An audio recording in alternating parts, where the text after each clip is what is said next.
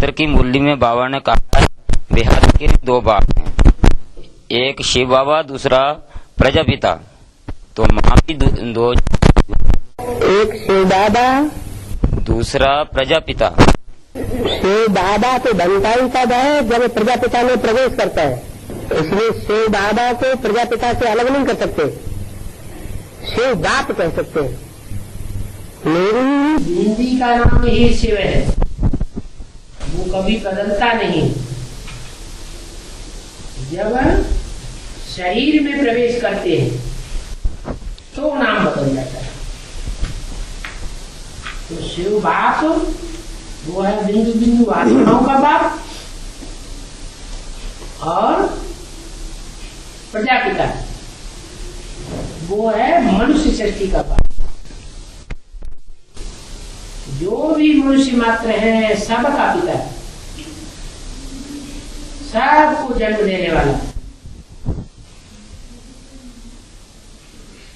उसको जन्म देने वाला कोई भी साकार में पिता नहीं होता।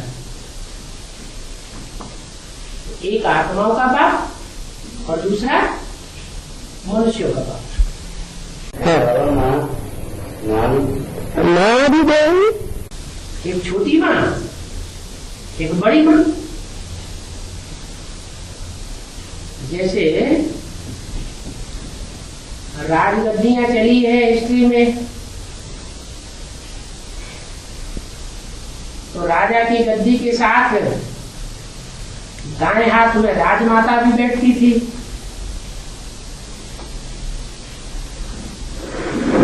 और राजलक्ष्मी भी बैठती थी। राजमाता है बड़ी माता और राजलक्ष्मी है छोटी माता। ऐसे ही ब्राह्मणों की दुनिया में हमारी बड़ी माँ है ब्रह्मा, इसलिए मुरली में बोला है ये ब्रह्मा ही तुम्हारी जगदम्बा है, परंतु तन पुरुष का है, इसलिए माताओं कन्याओं के चार्ज में इनको कैसे रखा जाए। तो सरस्वती ओम राज को निमित्त बनाया गया, तो वो होगी छोटी मम्मा। ये दोनों जब शरीर छोड़ते हैं तो यज्ञ के आदि में जो 2 माताएं थी, वही शरीर छोड़ने के बाद एडवांस पार्टी में छोटी माता और बड़ी माता के रूप में प्रत्यक्ष होती है। बड़ी माता है जगदम्बा और छोटी माता है वैष्णवी देवी।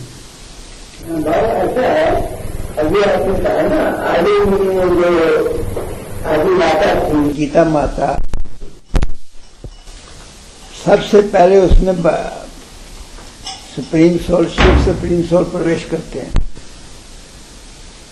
आंशिक रूप में। कोई भी बच्चा की पैदाइश होती है, कोई भी रचना रूपी बच्चा रचा जाता है या बच्ची रची जाती है, तो माँ और बाप दोनों का समान योग होता है।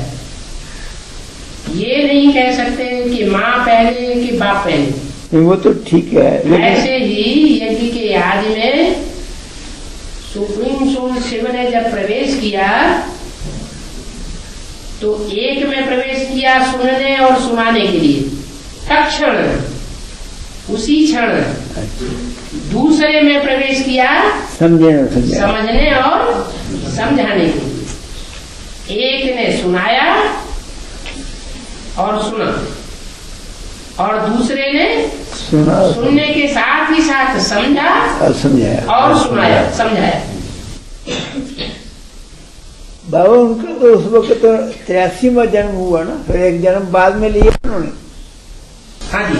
तो मुरली में ऐसे आया कि 83 जन्मों के बाद ही शिव सोल सुप्रीम सोल प्रवेश करते हैं, तो ये 83 जन्मों के बाद कैसे प्रवेश करें?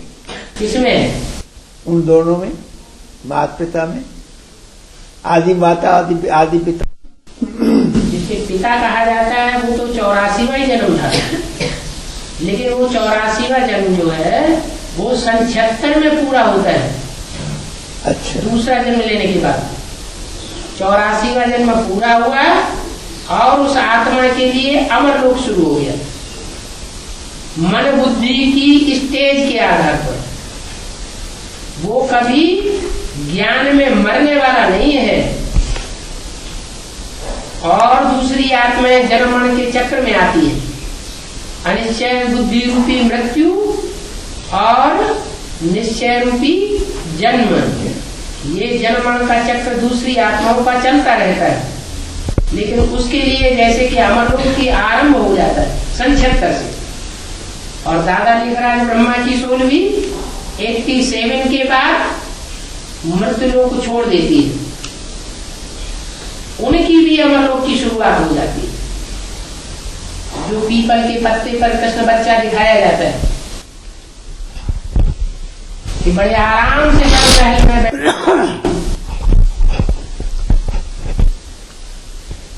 पीपल का पत्ता विषय सागर रूपी संसार में पड़ा हुआ है और बच्चा अगर वो महल में आराम से अपनी स्मृति का अंगूठा चूसते हुए बैठा हुआ दिखाया जाता है, उसको कोई तकलीफ नहीं। वो बाप का पार्ट, वो बच्चे का पार्ट, दोनों ही का अमरलोक शुरू हो जाता है। ब्रह्मा 5 दिखाए जाते हैं, 5 मुख वाला ब्रह्मा, चतुरानन पंचानन ब्रह्मा को कहा जाता है।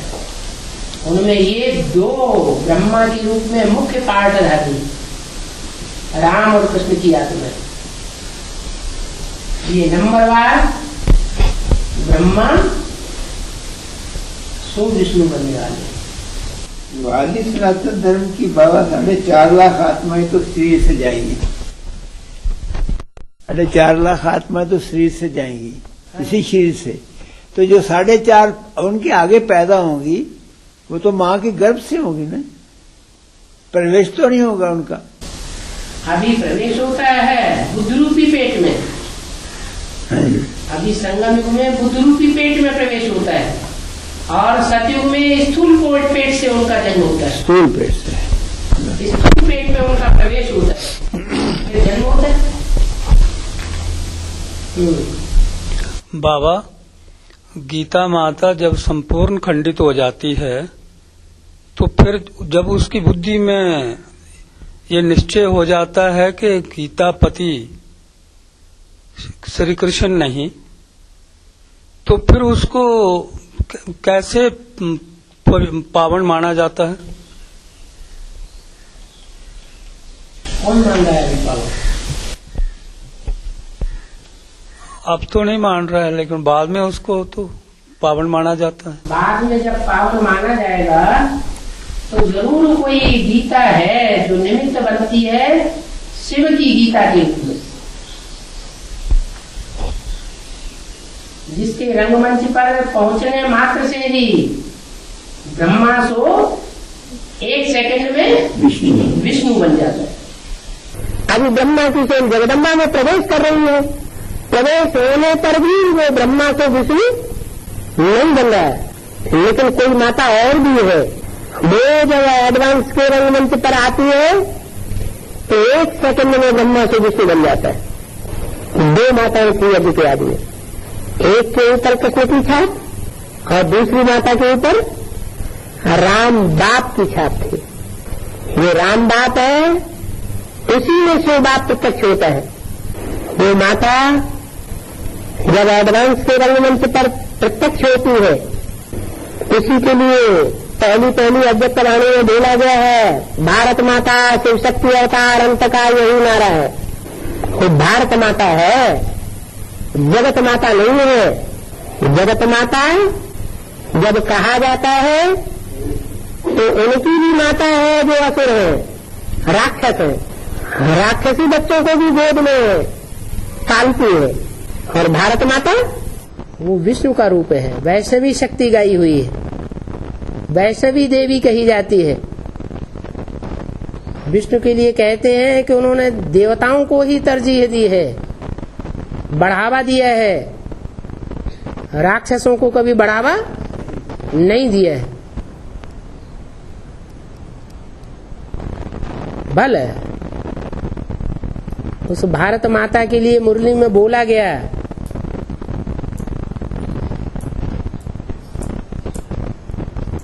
कि मिस इंडिया टाइटल लेते हैं तो मिस इंडिया को तो इंडिया की सेवा करनी चाहिए, विदेशों में धक्के क्यों खाती है?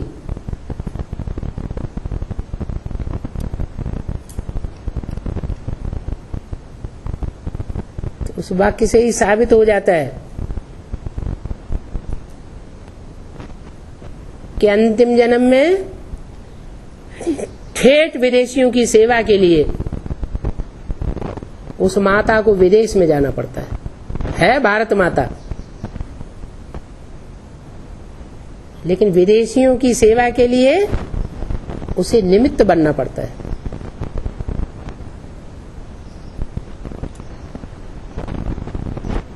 वो जब भारत में आती है तो सब झगड़ों का इंड हो जाता है, इसलिए नाम पड़ता है मिस इंडिया। इंड माने अंत, आ माने आ जाता है, इसलिए अव्यक्तवाणी में बोला हुआ है विजयमाला का आवाहन करो। विजयमाला का आवाहन करेंगे तो सब समस्याओं का हल हो जाएगा। विजयमाला का आवाहन करना माना विजयमाला की हेड का आवाहन करना। मुरली में बोला है शहद की मक्खियों की एक रानी निकलती है तो सारा का सारा झाड़ उसके पीछे जाता है। अभी तो एक एक करके सरेंडर हो रहे हैं, धीरे धीरे धीरे धीरे, लेकिन वो प्योरिटी की यूनिटी बनाने वाली ऐसी शक्ति है कि जब निकलती है मैदान में तो बहुत जल्दी प्रत्यक्षता होती है।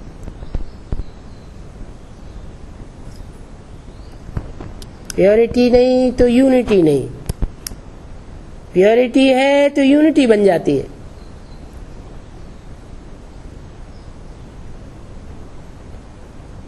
और बाबा वो माता जब विदेश सेवा में जाती है, जाती नहीं है, मुरली में बोला है मूर्ति के चित्र में एक है शेर, एक है घोड़ा और एक है बकरी। घोड़ा तो मन की मौज है, मन को घोड़ा कहा जाता है, मन रूपी ब्रह्मा कहा जाता है। और बकरी का पार्ट इसलिए कहा गया कि कोई खास बकरी है यज्ञ के अंदर मैं करने वाली, जो बड़े बड़े मेगा प्रोग्राम बना करके 3 मूर्तियों के चित्र छपा करके त्रिमूर्ति शिव बन करके बैठती है कि हम ही त्रिमूर्ति है और अलग से कोई त्रिमूर्ति नहीं होती। शिवो हम बन के बैठ जाते हैं, उसके कंट्रोल में चलने वाली है वो मूर्ति, जिसे वैष्णवी मूर्ति कहा जाता है। एडवांस ज्ञान मिलेगा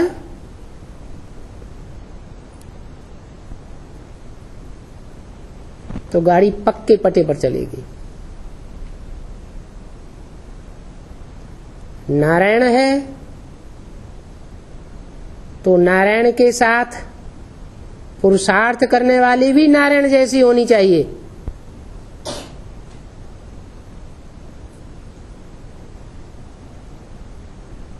नार आयन, नार माना जल, आयन माना घर। ज्ञान ही जिसका घर है, ज्ञान रूपी जल जिसका घर है, उस घर से वो कभी बाहर जाता ही नहीं।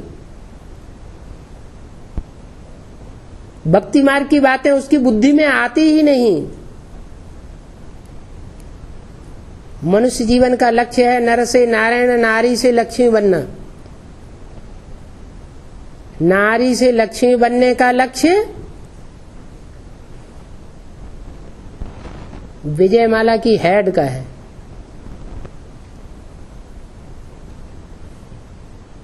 जगदम्बा बनने का लक्ष्य मुरली में नहीं दिया गया है। नारी से जगदम्बा ये लक्ष्यहीनता हो गई।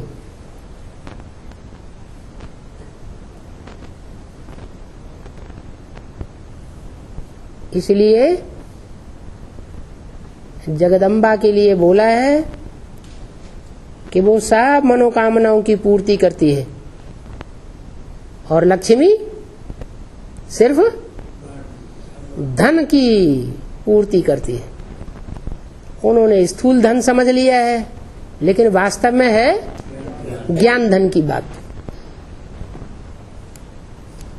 लक्ष्मी इसलिए लक्ष्य को प्राप्त कर लेती है कि ईश्वर का दिया हुआ धन ही दूसरों को बांटती है।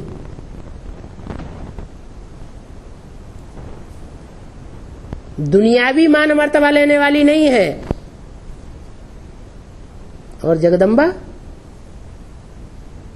दुनियावी मान मर्तबा लेती है और दुनियावी मान मर्तबा संसार में बांटती भी है, सब मनोकामनाओं की पूर्ति करती है। लेकिन सब मनोकामनाएं पूर्ति करने से दुनिया का भला होगा या ईश्वर का धन देने से दुनिया का भला होगा? ईश्वर का जो दिया हुआ धन है वो महालक्ष्मी का बायां हाथ, जिसे जगदम्बा कहा जाता है, वो सिर्फ धारण करता है, बांटता नहीं है। और दायां हाथ जो लक्ष्मी का हाथ कहा जाता है वो धन को बांटने का निमित्त बन जाता है। कोई धन बहुत इकट्ठा कर ले लेकिन दूसरों को दान न करे तो भाग्य बनेगा या बिगड़ेगा? धन देने से ही भाग्य बनता है। धन को स्टोर करके रख लिया, प्रकांड विद्वान बन गए, श्री श्री 108 सरस्वती जगदम्बा का टाइटल ले लिया वाराणसी से, उससे कोई प्राप्ति नहीं होती है। अल्पकाल की एक जीवन की प्राप्ति ये हो सकती है कि जैसे बेसिक नॉलेज में वर्ल्ड मदर का टाइटल रखवा लिया, विदेशियों ने अखबारों में वो टाइटल छपाई दिया और थोड़े समय के लिए वाहवाही हो गई। वो तो बेसिक नॉलेज की वाहवाही थी। एडवांस पार्टी में इससे भी बड़ी वाहवाही होने वाली है, जिसके लिए शिक्षक कहते हैं राज करेगा खालसा।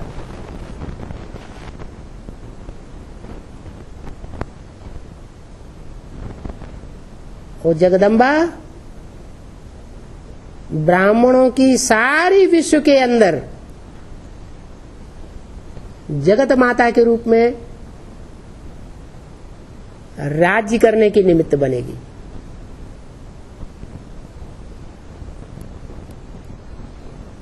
ब्रह्मा कुमार कुमारियों का उतना मान मर्तबा अभी नहीं है, लिमिटेड है, क्योंकि हजारों की तादाद में ही अभी सेंटर्स खुले हैं। मुरली में तो बोला है तुम्हारे सेंटर्स लाखों की तादाद में खुल जाएंगे। तो सारे विश्व के अंदर जब लाखों की तादाद में सेंटर्स होंगे और उनका संचालन किसी माता के हाथ में होगा तो कितना ऊंचा मान मर्तबा हो जाएगा। लेकिन वो एक जन्म का मान मर्तबा है, 21 जन्म का मान मर्तबा नहीं है। इसी जन्म में मान मर्तबा मिलता है, भले लंबे समय तक भी मिल जाता है, लेकिन अंत में जो रिजल्ट निकलता है वो डूबी जा हो जाती है। जैसे बेसिक नॉलेज में सन 76 से जब एडवांस पार्टी निकली तो डूबी जा हो गई ना। जिनकी बुद्धि में भी एडवांस नॉलेज बैठती है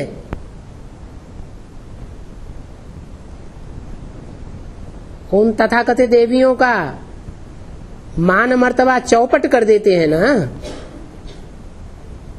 कि मान मर्तबा रह जाता है, डूबी जा हो जाती है। ऐसे ही अंत में जब छुपा रुस्तम बाद में खुलेगा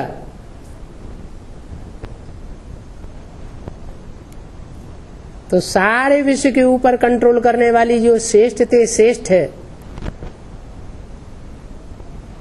गीता माता गाई हुई है,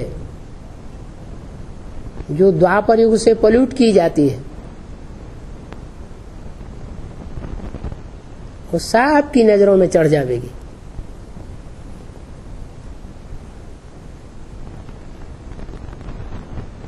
परंतु वो देवियां और उनकी सहयोगी शक्तियां जगत का उद्धार करने वाली साबित नहीं होंगी, वो सब डुबोने वाली साबित हो जाएंगी। जगत का उद्धार करने वाली तब साबित होंगी जब वे सच्चे बाप की सहयोगी बन जाएंगी, तब उनका मान मर्तबा सब खलास हो जाएगा। सबकी बुद्धि में बैठेगा एक सच्चा और बाकी सब झूठे। झूठे अर्थात अपवित्र, इम्प्योर। सच्चे अर्थात पवित्र, प्योर। एक साबित होगा संसार में, एवर प्योर, और बाकी सब नंबरवार साबित हो जाएंगे। और हाँ, सूर्यवंशी होंगे सारे। हाँ जी, होने के जब देव है तो देवताएं कौन से वंश में होनी चाहिए? नहीं, ये फिर बाद में देवताएं जो है चंद्रवंश के होंगे, सूर्यवंश के होंगे, इस्लाम वंश के होंगे, बौद्ध वंश के होंगे, कौन से वंश के होने चाहिए? आदि सूर्यवंश के होंगे। सूर्यवंशी होना चाहिए। सूर्यवंशी होंगे। सूर्यवंश आदि में ये बाद में कन्वर्ट तो नहीं ना होते। जरूर कन्वर्ट होंगे। अगर बाद में कन्वर्ट ना हो आखिरी जन्म में तो ये ऊंचे से ऊंचे कैसे बनेंगे? आखिरी जन्म में सबको नीचे गिरना है। जब बाप ही आखिरी जन्म में नीचे गिरता है, पतितम बनता है, तो जो 8 देवताएं हैं वो पतित पने में नहीं जाएंगे क्या? उनको भी नीचे गिरना है। अगर अंधियारी रात ही जीवन में ना आई हो तो घोर सोझरा कैसे आ जाएगा? जो जितना ऊंचा उठता है वो उतना नीचे भी गिरता है, भले थोड़े समय के लिए गिरे। जो कि जगदम्बा जो है वो सिर्फ सबको वो इच्छा पूर्ण करती है सबकी। हाँ जी, सिर्फ थोड़ा ही, इसके लिए सिर्फ नहीं लगाया जाएगा, लक्ष्मी के लिए सिर्फ लगाया जाएगा। लेकिन जो लक्ष्मी है जिसको वैष्णवी, लक्ष्मी जो है वो सिर्फ धन की इच्छा पूरी करती है? हाँ जी, हाँ जी। वह विष्णु देवता जो है वो देवताओं को तरजीह में देता है।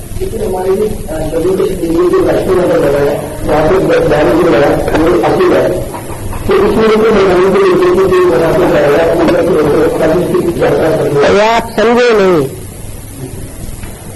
जब तक जगदम्बा और वैष्णवी दोनों मिलकर के स्वभाव संस्कार से एक नहीं होती है तब तक उनकी पूजा देवी के रूप में नहीं हो सकती। पूजा के निमित्त ही तब बनती है जबकि वो महालक्ष्मी बने। सिर्फ लक्ष्मी से काम नहीं चलता, माने जगदम्बा का स्वभाव संस्कार भी लक्ष्मी से मिलकर के एक हो जाए, लक्ष्मी का स्वभाव संस्कार मिलकर के जगदम्बा से एक हो जाए, तब वो अनेक भुजा वाली वैष्णवी बनती है जो वहाँ दिखाई गई है।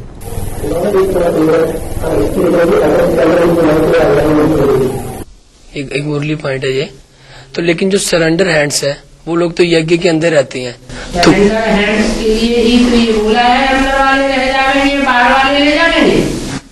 फिर इसका मतलब वो राजा ही प्राप्त नहीं करेंगे अल्पकाल की एक जन्म, बाकियों के लिए नहीं। जिन्होंने यहाँ राजाई भोग ली उनकी वहाँ राजाई खत्म हो जाएगी। तो फिर वो मतलब सरेंडर नहीं होना चाहिए उनको। सरेंडर एक होता है कागज के ऊपर, एक होता है बुद्धि से सरेंडर। कौन सा अच्छा होता है? सब बातें खड़ा करो।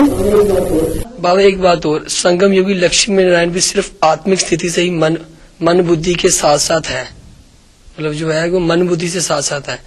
लेकिन जो वो योग बल में सतयुगी बच्चों को फिर जन्म कैसे देंगे? वो जन्म तब देंगे जब रंगमंच पर तीनों प्रत्यक्ष हो जाएंगे। तीनों आत्मा, तीनों मूर्तियां रंगमंच पर जब तक प्रत्यक्ष नहीं होती है, भगवान प्रत्यक्ष ही नहीं होता है त्रिमूर्ति शिव के रूप में, तब तक प्राप्ति कैसे हो जाएगी? दो मूर्तियों से प्राप्ति होगी क्या?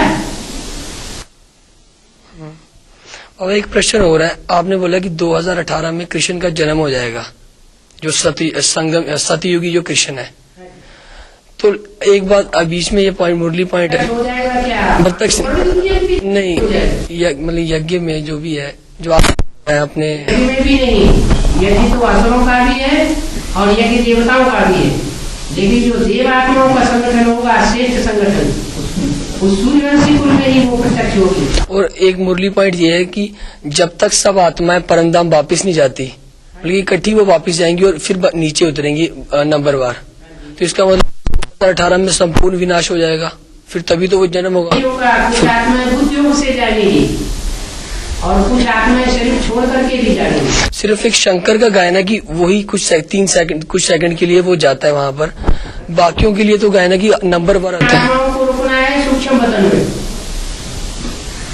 जब तक 500 करोड़ की दुनिया का विनाश नहीं होता है, तब तक सब आत्माएं सूक्ष्म बदन में। इतना बड़े विश्व का विनाश होना है, बड़े बड़े शहर जो है जिन्हें कहा जाता है राजधानियां, कैपिटल्स अलग अलग देशों की, एक एक के ऊपर जब एटम बम गिरते रहेंगे तो कितनी आत्माएं सूक्ष्म शरीर धारण करेंगी, अकाले मौत मरेंगी। किसने कहा?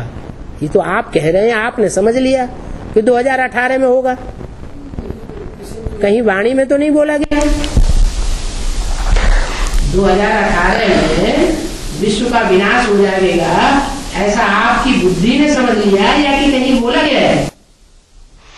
बाबा एक बात हो रहा है, अनुमान नहीं लगाना चाहिए। मुरली में है कि शिव बाबा सिर्फ मुकर्रर रथ में प्रवेश करता है और एक टेम्परेरी रथ में। लेकिन जो चित्र में, त्रिमूर्ति के चित्र में, मैंने खेत पर भी देखा है क्या मूर्ति का चित्र है, उसमें जो शिव बिंदु, उसकी प्रवेशता एक तो मुकर्रर रथ में होगी, एक टेम्परेरी रथ में, दो में उसकी प्रवेशता जो मानी जाएगी। जो बाकी 108 है या जो 8 है, उसमें उसकी प्रवेशता नहीं बताएगी। नहीं, कौन सी चित्र है? देवों का चित्र बना हुआ, मनुष्यों ने बैठ करके ढेर ढेर चित्र बनाए हैं मायावी मत पर। मुरली में बोला है मनुष्यों ने ढेर के ढेर चित्र बनाए हैं मायावी मत पर, माया की मत पर ढेर के ढेर चित्र बनाए। बाबा ने बनवाए हैं सिर्फ 4 चित्र, त्रिमूर्ति, बेला, झाड़, सीढ़ी। तो एडवांस किसी मनुष्य ने अगर बना दिए तो उसको एडवांस नहीं। मैंने देखा था वहाँ पे, इसलिए पूछा। एडवांस है कि नीचे गिराने वाला? मैंने आगे बढ़ाने वाला है या पीछे हटाने वाला है, जो अपनी मनुष्य चित्र बनाता रहता है? एक बाबू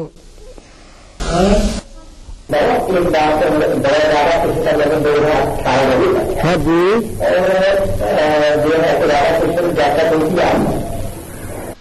जब तक उनकी आत्मा नहीं जाएगी तब वो नीचे वापस नहीं आ सकते। हाँ जी, तो उसे 2018 में उनका जन्म हो गया। हाँ, तो फिर वो 2018 से पहले वो आत्मा कहाँ होती है? जो शिक्षण पता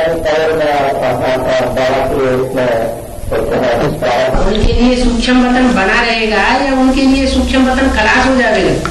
हाँ, उनके लिए, हाँ, जब उनको निश्चय हो जाएगा तो इसमें प्रवेश करेंगी, उसके संग का रंग लगेगा या नहीं लगेगा? हाँ, ठीक है। जब संग का रंग लगेगा तो वो भी बीज रूपी स्टेज को प्राप्त कर लेंगे। जैसा बाप वैसा बच्चा भी बन जाता है। तो वो आत्माएं बुद्धि रूपी क्षेत्र में प्रवेश करती है 18 तक, और 18 के बाद जब वो आत्माएं बुद्धियों से जाएंगी राधा राम सीता वाली, तो उनके साथ साथ वो भी आत्माएं बुद्धियों से जाएंगे। बाबा, ये है मीठे मीठे स्कीलड़े बच्चों प्रति माता पिता बाप दादा का जात प्यार और नमस्ते का क्या अर्थ है? सीखने माने बहुत सिख से बहुत दिनों के बाद मिले हुए। हाँ। माने जो भी सूर्यवंशी बच्चे यदि के आदि में बिछुड़ गए थे, वो लंबे समय के बाद अब तक भी मिलते जा रहे हैं, इसलिए सिकिल दे हुए। और मीठे मीठे मीठे तो मीठा स्वभाव संस्कार धारण करेंगे तो मीठे मीठे मीठे भी होंगे। मीठा मीठा स्वभाव संस्कार धारण नहीं करेंगे, सूर्यवंशी चंद्रवंशी बच्चे नहीं होंगे। इस्लाम वंशी, बौद्धी वंशी, क्रिश्चियन वंशियों का अगर छिलका चढ़ा हुआ होगा भले एडवांस पार्टी में, तो मीठे मीठे होंगे, इसलिए मीठे मीठे बोले। बाबा ये भी बोल रहे हैं अभी इनकी बात पूरी का होगी, समझेगा पूरा। और अच्छा, माता पिता बाप दादा। माता पिता, हाँ। माता पिता तब कहा जाता है जब साकार शरीर से अलग हो, माता स्त्री चोला हो, पिता पुरुष चोला हो, तो माता पिता तब कहा जाता है जब संपन्न रूप से संसार के सामने सृष्टि के माता पिता के रूप में प्रत्यक्ष हो, इसलिए माता पिता। और बाप दादा, बाप माने राम बाप, दादा माने कृष्ण किशोर, दोनों एक ही शरीर से प्रत्यक्ष होती हैं बुद्धि रूपी क्षेत्र में, किसी एक शरीर के द्वारा, इसलिए कंबाइंड बाप दादा कहा जाता है, जिन्हें भक्ति मार्ग में अर्धनारीश्वर के रूप में दिखाई दिया है।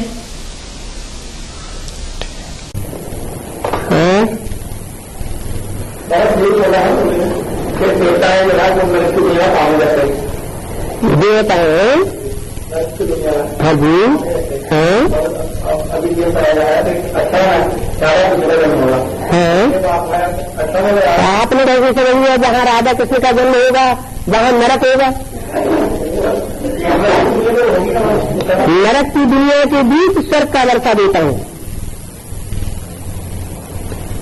नरक की दुनिया भी होगी, लेकिन ऐसी दुनिया भी होगी जहाँ नरक के नारकीय जीवड़े जो है वहाँ पांव नहीं रख सकते। वहाँ देव आत्माएं जो बनेगी वो ही प्रवेश कर सकेंगी। वो विकारों के ऊपर विजय प्राप्त की होगी, विजय माला के मड़के बने होंगे, वो ही वो पांव रख सकेंगे। दूसरों का बुद्धि पांव भी नहीं पड़ पाए। वो दुनिया अलग और वो दुनिया अलग।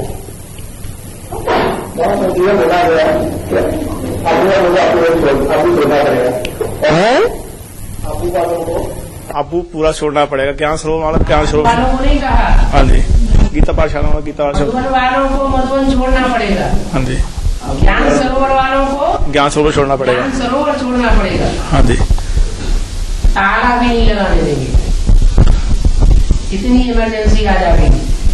जैसे वारंट निकलता है ना, तो आदमी अपने सामान से सवाल से अलमारी में रखने की कोशिश करता है कि भागता पूरी तरह से सर पर पाँव रखे। ऐसे ही तुम बच्चे केस को सुप्रीम कोर्ट में ले जाएंगे। हैं? अब कोई भी सुप्रीम कोर्ट हो, बड़ा कोर्ट तो बड़ा काम करेगा, छोटा कोर्ट छोटा काम करेगा। आवाज तो निकलेगी ना।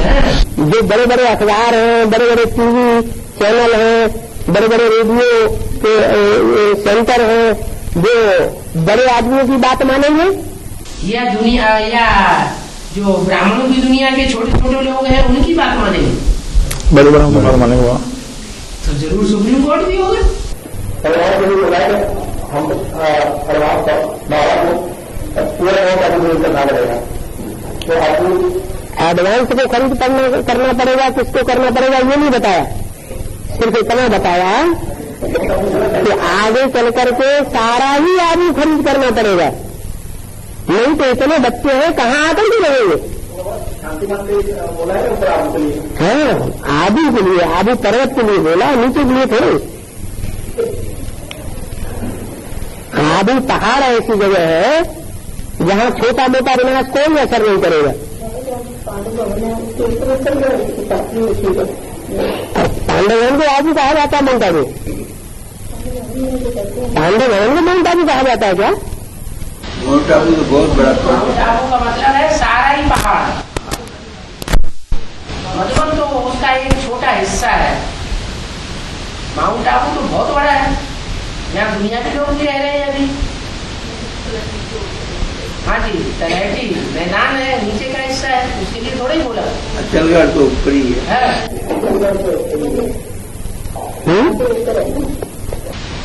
ऊपर के लिए बोला है, नीचे के लिए थोड़ा ही बोला है। सारा खरीदना पड़ेगा तो इसमें तो मकान आदि भी तो आएंगे बाबा। है? सारा खरीदना पड़ेगा है? तो उसमें तो मकान आदि भी तो खरीदने पड़ेंगे। हाँ, अभी मकान वहाँ बहुत कॉस्टली है, क्योंकि मकान बनाने की परमिशन नहीं है गवर्नमेंट की तरफ से, इसलिए मकान बहुत कॉस्टली हो गए। लेकिन जमीन सस्ती है, तो जिनके पास फालतू पैसा पड़ा हुआ है वो मकान खरीदेंगे,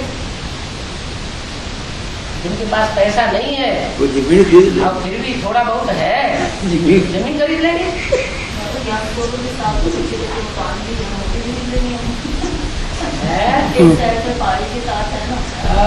करोड़ के साथ जो अभी बैठे हुए हैं वो तो कुछ भी नहीं खरीदने रहेंगे। वो कच्चे मकानों का कितना मांगते हैं? 5 लाख, 4 लाख, जिनको देखने की चीज नहीं करती। कहते हैं 84 जन्म लेने वाले भी एडवांस में आते हैं और फिर ठीक भी होते हैं। ये किसने कहा? सुनो है, मुरली ने बोला, आदित्यवाणी ने बोला, अरे ये बात आदित्यवाणी ने बोली, मुरली ने बोली, व्याख्या की कैसेट में बोली, कहाँ बोली? होते आते तो है ना। ये तो आप बोल रहे हैं कि 83 जन्म लेने वाले, लेकिन मुरली ने कहीं बोला 83 जन्म लेने वाले? 84 जन्म, हैं? 84 जन्म। 83 जन्म लेने वाले विधर्मी होंगे या स्वधर्मी होंगे? तो विधर्मी हो गए, वो तो बाबा के बच्चे ही नहीं बनते, और देह अभिमान साथ में ले जाते हैं मरते समय, कब्र में गाड़े जाएंगे।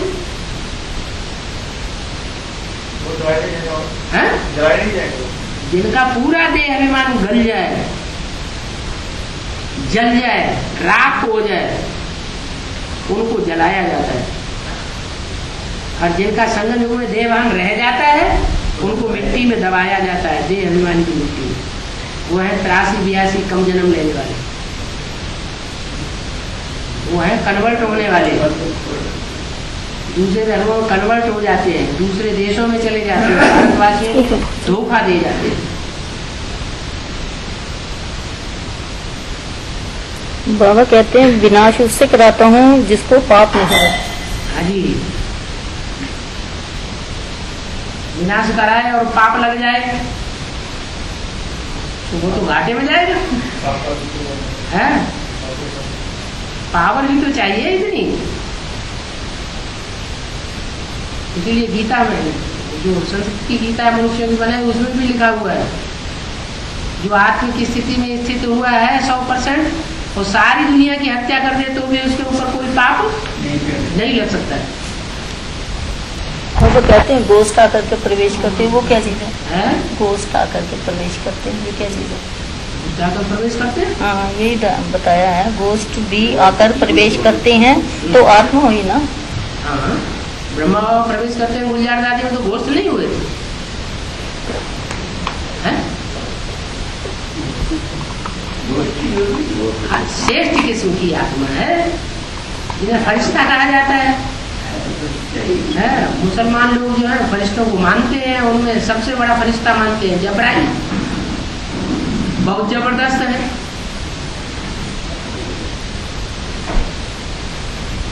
कहते खुदा के फरिश्तों ने खुदा का तख्त उठाया, 8 फरिश्तों ने,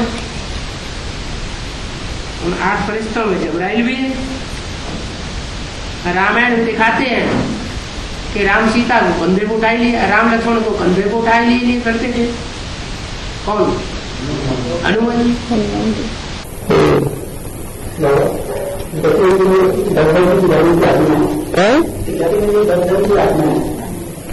रामदास को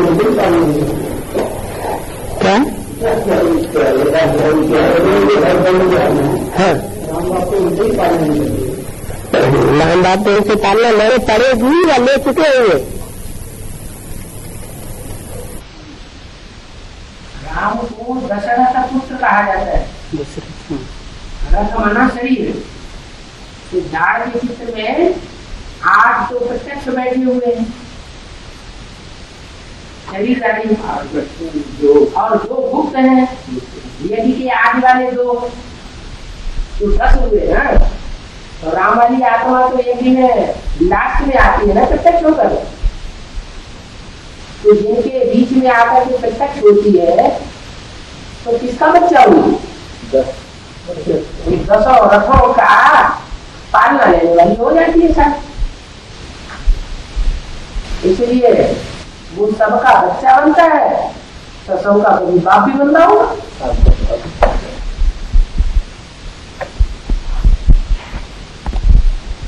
सारे विश्व का पिता है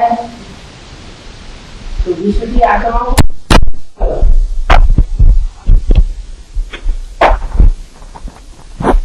देव आत्माएं तो गिनी चुनी है, उनमें से भी 10 करोड़ को वर्षा मिलता है त्रेता द्वापर सतयुग में। और बाकी वो वर्षा कहाँ से मिलता है? किससे मिलता है?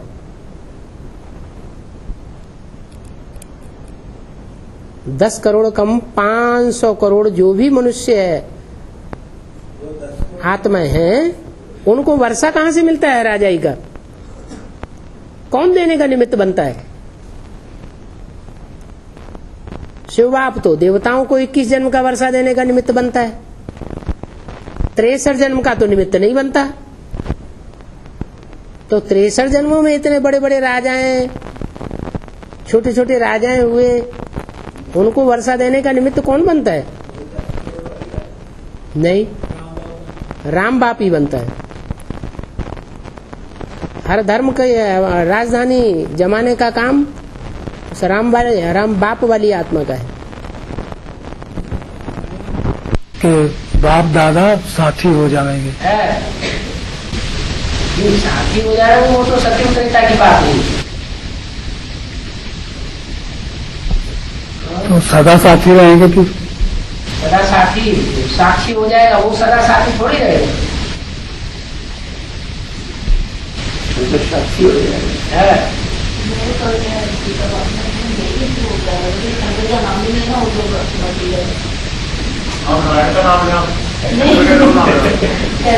फिर मैंने मोटा को पढ़ा लिखा आपको क्या पता दादी में कौन कौन आता है? आप बता दो। मैं भी 12 साल गई हूँ, मैं आप बता दो।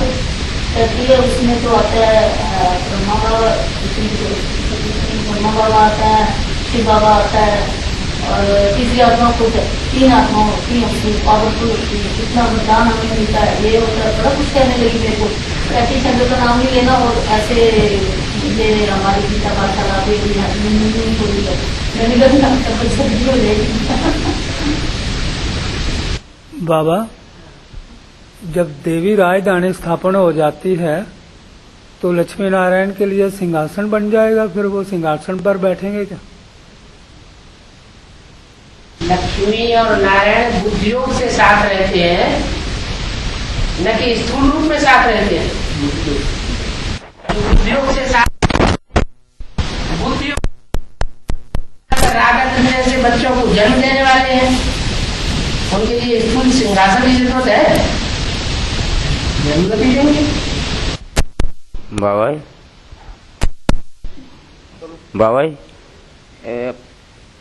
बाबा मुरली में कह रहे हैं कि अब सोने का समय नहीं है, अब सोने का समय नहीं है, अब जागने का समय है। तो ये सूर्यवंशी के लिए ही बोला है बाबा ने, जो चंद्रवंशियों के भी लिए बोला है। सारी दुनिया के बीज कौन है?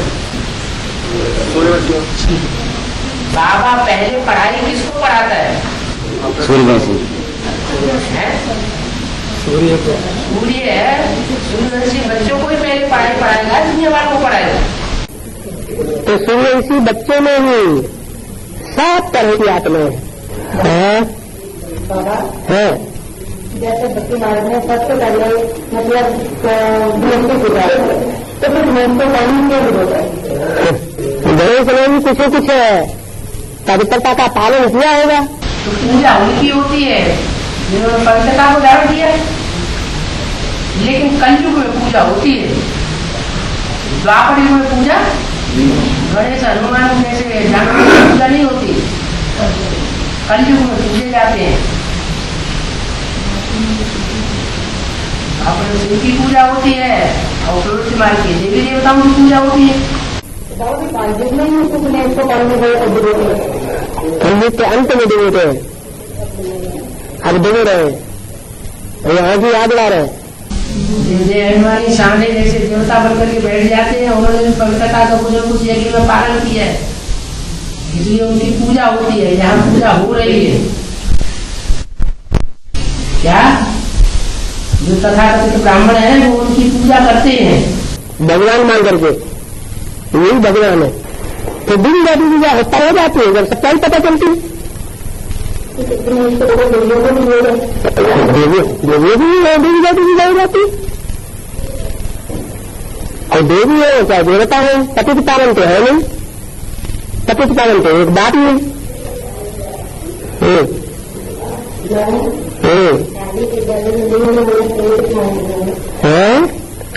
काली के गले में मुंड वाला इसलिए जितने इतने असुरों को मारती जाती है, उनका देववाहन खलास कर देती है। और जो बुद्धि है आत्मा, वो आत्मा रूपी मुंड वो अपने गले में लटका देती है, माना वो आत्मा है, उसके गले का हार बनती है और दो अभिमान सब खलास कर देती है।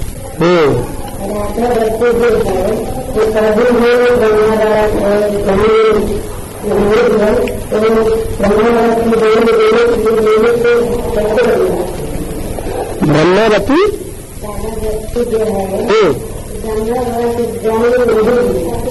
ब्रह्मा बाबा को दम नहीं दिया, पास्ट में भले नहीं दिया, पास्ट में नहीं दिया, लेकिन भविष्य में ब्रह्मा की सोच जो है, जो गीता प्रति भगवान अपन को समझ करके बैठी है, उसकी आंखें तभी खुलेंगी जबकि वो राधा बच्ची एडवांस नॉलेज लेकर के सच्चाई उसके सामने रखेगी। एक प्रैक्टिकल ज्ञान है, एक होता है ज्ञान सुनने सुनाने का, और एक होता है प्रैक्टिकल जीवन में धारण करने का। तो दोनों माताएं जो है उनमें एक सुनने सुनाने की निमित्त बनती है और दूसरी समझने समझाने के साथ साथ धारण करने और कराने की भी निमित्त बनती है। जब निकलती है तो बारात यज्ञ में से हजारों की तादाद में शरण होने वाली निकल पड़ती है। अभी तो नाक रगड़ रगड़ करके निकल रहे हैं। प्योरिटी की पावर, पवित्रता की पावर से सारा काम फटाफट होता है, कुछ भी करने की दरकार नहीं। मोहब्बत में मेहनत महसूस नहीं होती, अंदर से मोहब्बत नहीं है, बाहर से ढेर सारी मेहनत करते रहो, बातें करते रहो, योगा प्रोग्राम करते रहो, प्रदर्शनी करते रहो, सरकार में आवाज करने वाली नहीं है। कितनी मेहनत की, कितनी किताबें छपाई। क्या दुनिया वाले अभी तक कोई मान रहे हैं? गीता भगवान तक नहीं है, गीता भगवान मेरा शिव है, दुनिया ने माना इतनी ना करने से फायदा क्या होगा?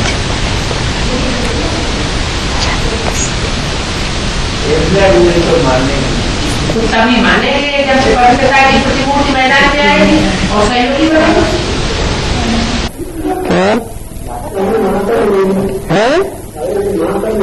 मैं कब मिलेगी? और देशी मालिक में भी अम्मा अम्मा जम्मा जम्मा करते करते अभी तक भी ना रहते चले आए, कुछ नहीं हुआ। एडवांस में भी ऐसे हैं, अम्मा अम्मा अम्मा ही चिल्लाए गए। विजय माला का आवाहन करो, ये तो नहीं कहा कि अम्मा का आवाहन करो। बाबा भी तो बहुत होशियार है, बाबा की बात तो पढ़ नहीं सकते। विजय माला का आवाहन करो, पूरी विजय माला निकले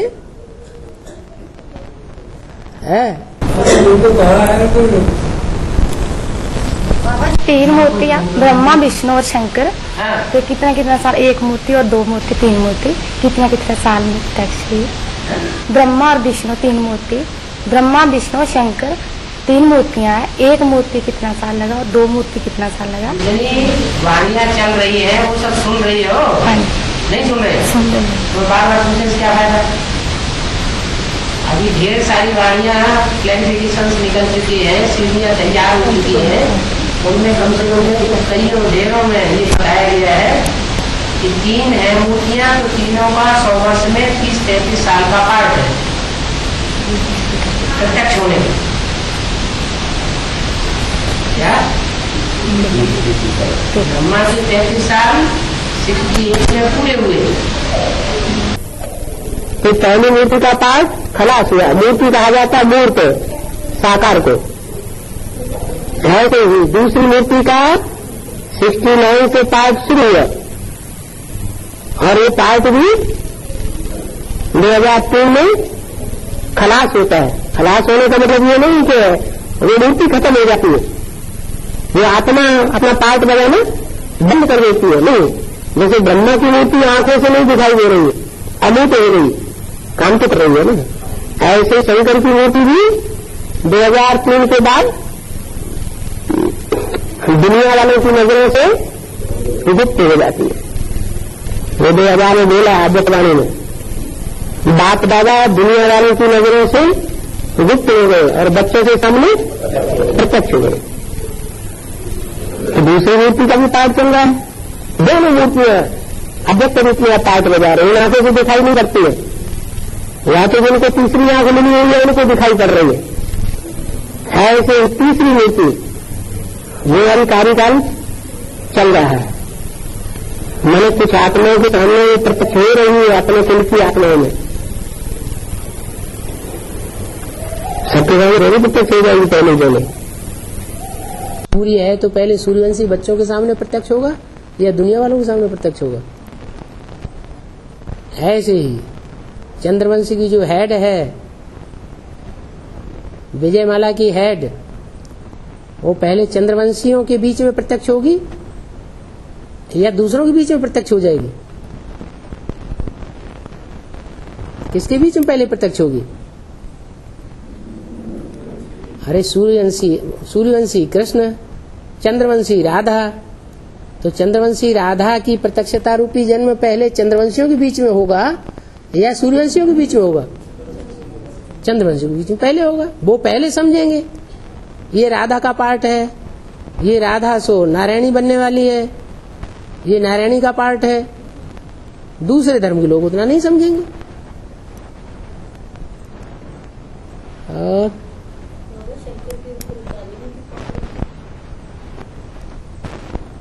कहते हैं जब काम निकालना होता है तो गधे को भी बाप बना लिया जाता है। तो शंकर जी का काम क्या है? मुख्य काम क्या है? हैं? शंकर जी का मुख्य काम क्या है? सारी दुनिया का विनाश। और वो विनाश खुद तो करते नहीं है, शक्तियां निमित्त बनती हैं। तो अगर कोई शक्ति में निमित्त बने कि सारी दुनिया से सारे असुरों का सफाया कर दो, तो खुश होंगे या दुखी होंगे? हैं? उन्हें चुप रहना चाहिए या नाराज होना चाहिए? तुमने ऐसा काम क्यों किया, विनाश क्यों कर दिया? हैं? चुप रहना चाहिए, आराम से सो जाते हैं। काम तो हो रहा है। पाँव रखाया ना? हाँ, पाँव रखा है तो क्या हुआ? पाँव रखा माना कोई गाय है दूध दे रही है और लात भी मार रही है, तो दूध नहीं निकाला जाता है? निकाला जाता है। तो ऐसे ही शंकर जी आराम से लेट जाते हैं। इससे हमारा कुछ बिगड़ने वाला नहीं, हमारा काम तो हो रहा है। शंकर द्वारा अगर विनाश दिखा रहे हैं तो उनके ऊपर दोष आ जाए, विनाश करा दिया। लेकिन विनाश होता है इम्प्योरिटी से और स्थापना होती है प्योरिटी से। तो महाकाली तो चंडिका का रूप है, भूरी है, चमार है, चोर है, चकार है, डकैत है, वो पूछते हैं चंडिका देवी। काम तो कर रही है, सफाई तो कर रही है। दुनिया से कीड़े मकोड़ों की सफाई हो जाए और क्या चाहिए, फटाफट लक्ष्मी आ जाएगी कि सफाई होने से पहले आ जाएगी? है सफाई के बाद ही आएगी। तो सफाई करने वाला चाहिए कि नहीं चाहिए? हैं अभी कहाँ सफाई शुरू, सारे ही तो बैठे हुए हैं। जम्मू से जितने निकले उनमें से कोई 10-15 की चौथाई आधों की सफाई हो गई क्या? हो गई आधों की सफाई? 10-15 की सफाई। ऐसे तो होता ही रहता है, जन्मते मरते रहते ही है। दुनिया में जन्म मरण कब नहीं हुआ है? ऐसे तो होता ही है सामान्य रूप से। लेकिन सारी सफाई हो जाए, अरे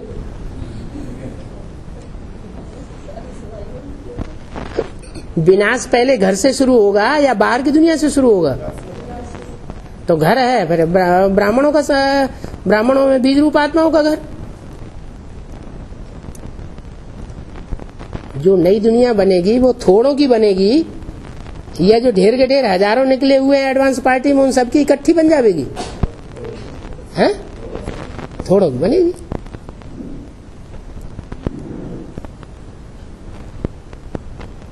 ठीक है, टाइम हो गया।